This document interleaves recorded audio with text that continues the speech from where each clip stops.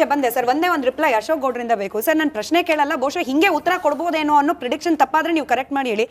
ಇಲ್ಲ ಸರ್ಕಾರ ಸೀರಿಯಸ್ ಇಲ್ಲ, ಅವ್ರ ಪಾಪ ಸಂಪುಟ ವಿಸ್ತರಣೆಯಲ್ಲಿ ಖಾತೆ ಹಂಚಿಕೆಯಲ್ಲಿ ಬ್ಯುಸಿ ಆಗಿ ಹೋಗ್ಬಿಟ್ಟಿದ್ರು. ನಿನ್ನೆ ಮೊನ್ನೆವರೆಗೂ ರಾಮಲಿಂಗಾರೆಡ್ಡಿ ಇದ್ರು, ಈ ಕೆಲವೇ ಗಂಟೆಗಳ ಮುಂಚೆ ಚೇಂಜ್ ಆಗೋಯ್ತು ಅದು. ಹಿಂಗಾಗಿ ಯಾರು ಏನ್ ಖಾತೆ ನಿಭಾಯಿಸಬೇಕು ಅನ್ನೋದೇ ಗೊತ್ತಿಲ್ಲ, ನೀರ್ ಹೆಂಗ್ ಉಳಿಸ್ಕೊಳ್ತಾರೆ ಅಂತ ಬಹುಶಃ ಬಿಜೆಪಿ ಹೇಳ್ಬೋದೇನೋ. ಬಟ್ ಸರ್ಕಾರ ಸುಸ್ಥಿರವಾಗೇ ಇದ್ದಿದ್ರು ನಾನು ಕೇಳೋ ಪ್ರಶ್ನೆ ಸರ್, ಏನ್ ಮಾಡಬಹುದಾಗಿತ್ತು? CWRC CWMA ಮುಂದೆ ಮಾಡುವಾದ ಮಾಡ್ಲಾಗ್ತಾ ಇದೆ, ಬಟ್ ಸ್ಟಿಲ್ ಅಲ್ಲಿಂದ ನಮ್ಗೆ ವ್ಯತಿರಿಕ್ತವಾದ ಪರಿಣಾಮಗಳು ಬರ್ತಾ ಇದೆ, ಫಲಿತಾಂಶಗಳು ಬರ್ತಾ ಇದೆ. ಸರ್ಕಾರ ಏನ್ ಮಾಡಬಹುದಾಗಿತ್ತು, ಏನ್ ಮಾಡಿಲ್ಲ ಅನ್ನೋದು ಆರೋಪ.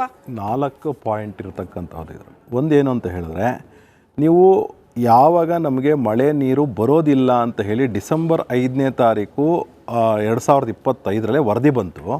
ಆ ವರದಿ ಮೇಲೆ ಕರ್ನಾಟಕ ರಾಜ್ಯದಲ್ಲಿ ಅಂದಿನ ನೀರಾವರಿ ಸಚಿವರು, ಇಂದಿನ ಮುಖ್ಯಮಂತ್ರಿ ಆಗಿರ್ತಕ್ಕಂತಹ DK ಶಿವಕುಮಾರ್ ಅವರು ಒಂದು ಸಮಗ್ರವಾದಂತಹ ವರದಿ ತಯಾರು ಮಾಡಿ ಈ ಸಿಚುಯೇಷನ್ ಬರುತ್ತೆ ಅಂತ ಹೇಳಿ ತಯಾರಾಗಬೇಕಾಗಿತ್ತು. ಪಾಯಿಂಟ್ 1. ಪಾಯಿಂಟ್ 2, ಈಗಾಗಲೇ ಸಹ ಡಿಸ್ಟ್ರೆಸ್ ಫಾರ್ಮುಲಾ ಇಲ್ಲ ಅಂತ ಹೇಳಿ ಗೊತ್ತಿದೆ. ಯಾರಿಗೆ? ಕರ್ನಾಟಕ ರಾಜ್ಯದಲ್ಲಿ ಇರ್ತಕ್ಕಂತಹ ಎಲ್ಲ ಎಕ್ಸ್ಪರ್ಟ್ಸ್ಗೂ ಗೊತ್ತಿದೆ, ಮಾನ್ಯ ಮುಖ್ಯಮಂತ್ರಿಗಳಿಗೂ, ಇಂದಿನ ಮುಖ್ಯಮಂತ್ರಿಗಳಿಗೂ ಗೊತ್ತಿದೆ, ಇಂದಿನ ನೀರಾವರಿ ಸಚಿವರಿಗೂ ಗೊತ್ತಿದೆ.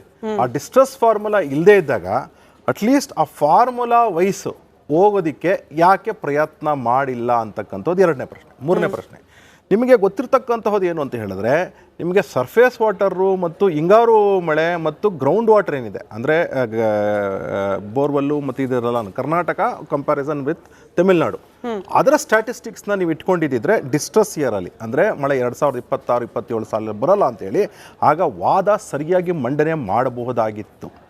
ಜೊತೆಗೆ 4ನೇ ವಿಚಾರ ಏನು ಅಂತ ಹೇಳಿದ್ರೆ, ನೀವು ಪ್ರತಿ ಸತಿನೂ ಸಹ ಕರ್ನಾಟಕದ ಯಾವ ವಕೀಲರು ಕರ್ನಾಟಕದ ಪರವಾಗಿ ವಾದ ಮಾಡ್ತಾರೆ, ಅವ್ರಿಗೆ ಕರ್ನಾಟಕದ ವಾಸ್ತವ ಸ್ಥಿತಿ ಅರ್ಥ ಆಗಿಲ್ಲ ಅಂತಕ್ಕಂಥದ್ದನ್ನು ಅನೇಕ ಜನ ಎಕ್ಸ್ಪರ್ಟ್ಸ್ ಹೇಳ್ತಾ ಇರ್ತಕ್ಕಂಥದ್ದು. ಅಂದರೆ ಆ ವಾದನ ಎಕ್ಸ್ಪರ್ಟ್ಸು ಇಲ್ಲದೇ ಇದ್ದ ಅಂದರೆ ಇದಕ್ಕೇನಂತ ಹೇಳಿದ್ರೆ, ನಾನು always say lawyer is as good as A client ಅಂತೇಳಿ. ಉದಾಹರಣೆಗೆ ನಾನು ಏನು ಇನ್ಪುಟ್ಸ್ನ ನಾನು ಲಾಯರ್ ಕೊಡ್ತಾನೆ, ಅದೇ ಇನ್ಪುಟ್ಸ್ ಮೇಲೆ ವಾದ ಮಾಡ್ತಕ್ಕಂಥದ್ದು ಲಾಯರ್ಸು ಸುಪ್ರೀಂ ಕೋರ್ಟಲ್ಲೂ ಅಥವಾ ಯಾವುದೇ ಕೋರ್ಟಲ್ಲಾಗಲಿ.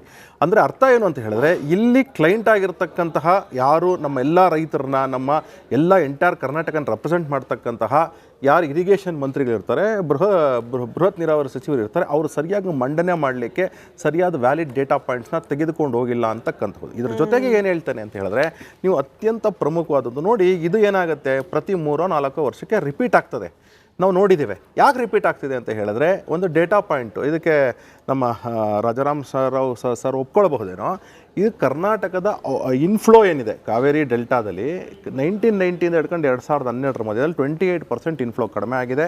ಮತ್ತು ಇನ್ನು ಕಮಿಂಗ್ ಡೇಸ್ 2026 2050 ಮಧ್ಯದಲ್ಲಿ 3.5% ಆನ್ಯಲಿ ಇನ್ಫ್ಲೋ ಕಡಿಮೆ ಆಗುತ್ತೆ ಅಂತಕ್ಕಂಥದ್ದು ಒಂದು ದೊಡ್ಡ ಡೇಟಾ ಪಾಯಿಂಟ್ ಇರ್ತಕ್ಕಂಥದ್ದು. ಇಷ್ಟೊಂದು ಡೇಟಾ ಪಾಯಿಂಟ್ ಇಟ್ಕೊಂಡ್ರೆ ನೀವೇನು ಮಾಡಬೇಕು? ಇದಕ್ಕೆ ಪರ್ಮನೆಂಟ್ ಸೊಲ್ಯೂಷನ್ ಏನಪ್ಪ?